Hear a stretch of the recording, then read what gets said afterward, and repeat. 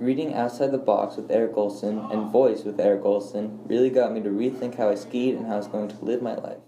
After reading about Eric Olson's thoughts on how skiing should be, I think it changed my whole attitude towards skiing.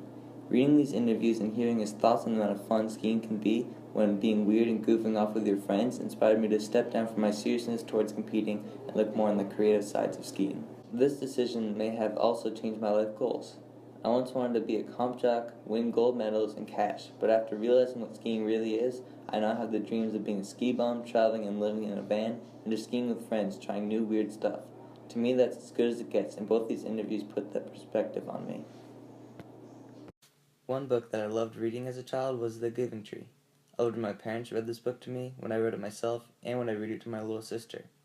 As a child, I think I liked this book just because there was a tree in the story, but recently I've realized that this book can teach you a solid life lesson if you look at it the right way.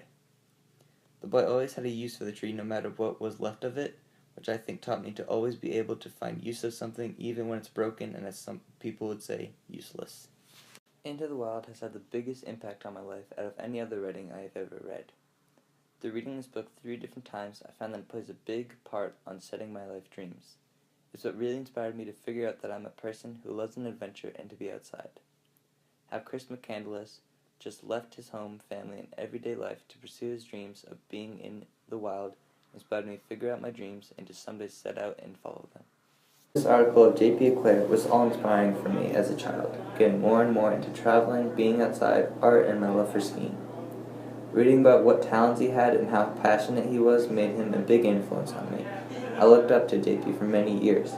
I had heard of JP before my discovery of this article, but once I read it, I felt that I wanted to be like him when I grew up. A Long Strange Trip is the book I'm currently reading on my own time. This book tells all the stories on how the Grateful Dead, my all-time favorite band, were formed and their stories from traveling around the U.S., playing shows, and changing people. When I read this book, I get pulled back in time to when the Dead were still around, playing their music. I think that's a big reason why I enjoy this book so much. It's like I'm experiencing such an amazing thing, but just in my mind. The Very Hungry Caterpillar definitely was my favorite book growing up, and still is my favorite today. To me, this book teaches a very important life lesson. This lesson is simply, if you eat too much, your stomach is going to hurt.